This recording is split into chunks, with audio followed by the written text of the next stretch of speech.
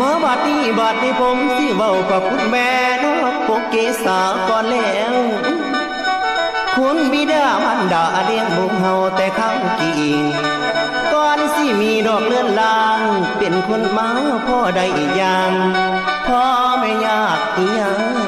บ่พ่ออยากลูกน้อยสาวสิได้ใจมาแต่กี่หน้าเขาอยู่ในทันแม่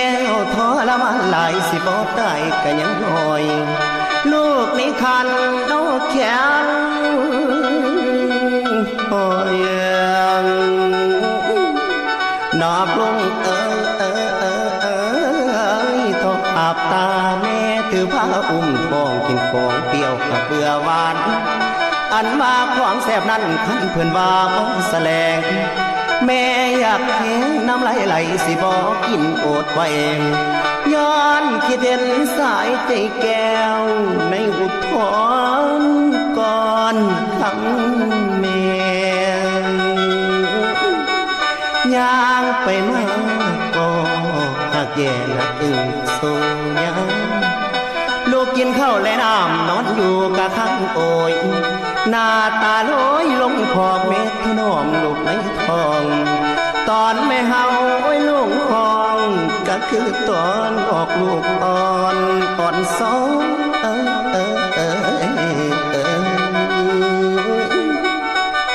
อันนี้นางให้นางนักอุทธรปวดเล่า9 เดือนได้กะแมนยังเกินมาเจ็บปวดซ้ำดำตาแม่รอกลิ้นไหลเจ็บขึ้นไปทางเธอสิทางลงมาทางใต้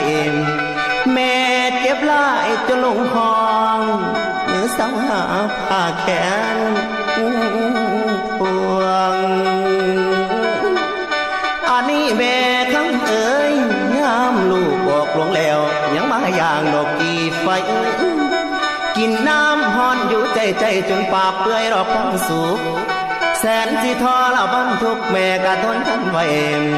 กินข้าไฟนอนเคียงมอยาดีกะหาใส่ซ้ำแม่เฮาสิได้น้ำนมให้ลูกดื่มกินละแม่นมีเวียกค่อยสิ้นแสนสิ่งท่านประกาศกะตามของได้ยินเสียงกุมารลูกแอวอนแม่วังไว้แลนมาจงเอาไทยพุทตาลูกอ่อนจมหอนเอาดูดจูบหัวย่านตั้งแต่หิวและคิดบางแม่เฮาผิวเจริญใหญ่สอดสายเลือดในกายดอกไม้อกสิกันเป็นดอกน้องจูใหญ่ขึ้นมาอย่าทำสิ่งเกินโตทิ้งพ่อแม่นางไอ้นางยกมือแปะขึ้นใส่เก่าลูกพ่อเบาสิบ่ลืมอีแม่อีพ่อไปน้อง